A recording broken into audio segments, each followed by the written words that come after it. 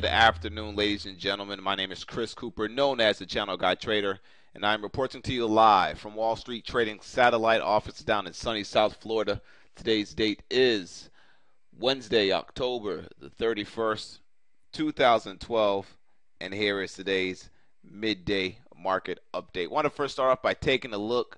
Actually, I want to first start off by saying I hope everybody that's out in the Northeast, the New York area, is safe, and that that everybody is all right. I know a lot of you guys are without power. Some of you guys out there that are with power, with other family members, whatever the case may be.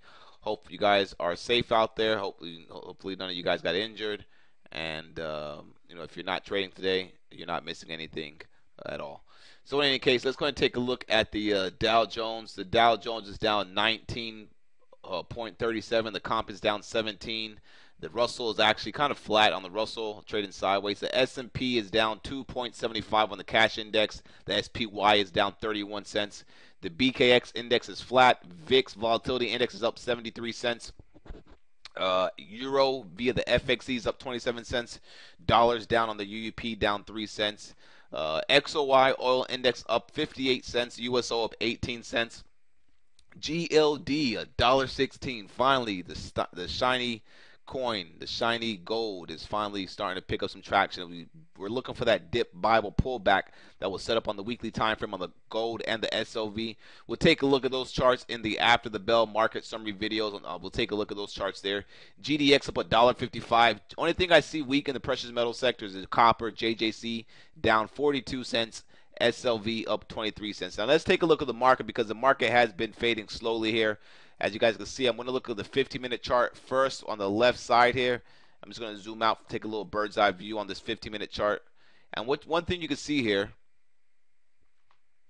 one thing you can see here is that we had a little breakout with this little downward channel that took place overnight, like around 3 o'clock in the morning. We broke out, ran up into this resistance up here, this 14.18 level, and we've been fading ever since. We were finally above that 14.11 area, which has been acting as resistance. That was pretty good. But guess what, guys? The bulls were not able to hold that bid. They took us right all the way back down. We did try to get a little bounce off this little back test of that little channel. The bounce was there, but next thing you know, boom, they smacked it down.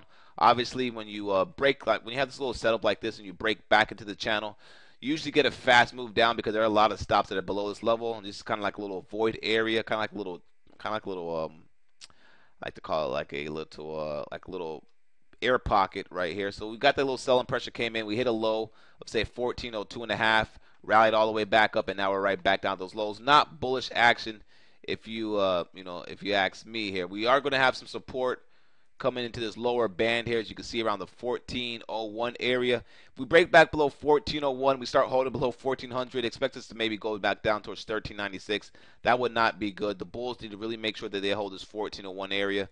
All right. One thing as well that I'm watching for is see if we can get back above that little channel here from the 15-minute chart. If we can make a move back inside this little zone and break back above 1407.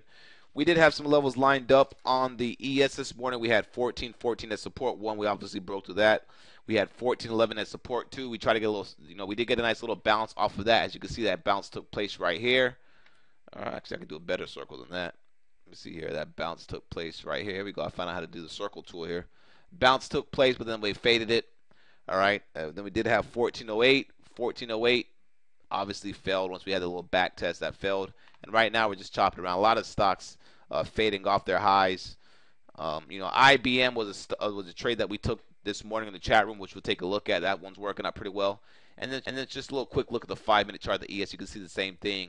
You can see how that trend line from the little channel break that took place overnight was acting relevant.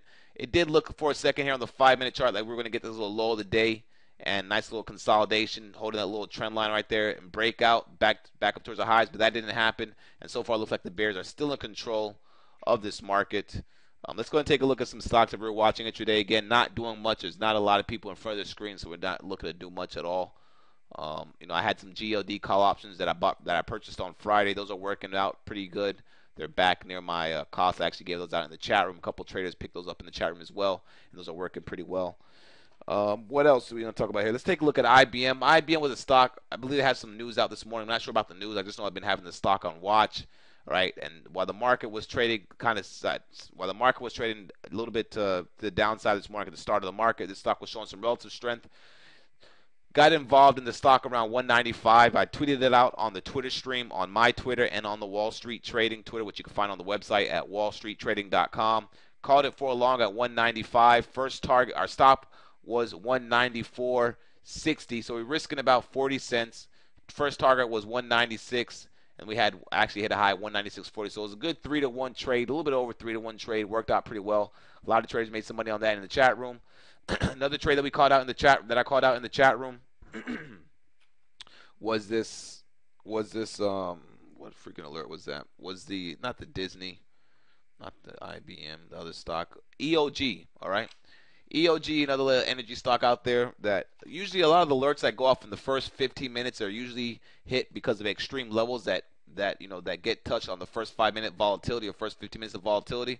So what I like to do, any alerts that I have set that go off in the first 15 minutes, I really don't trade them. I wait for them to set up for like around say 9:55, 10 o'clock or so, and I track them. So if there's any alerts that I have to have set, I can set them. So I set an alert over EOG over the highs.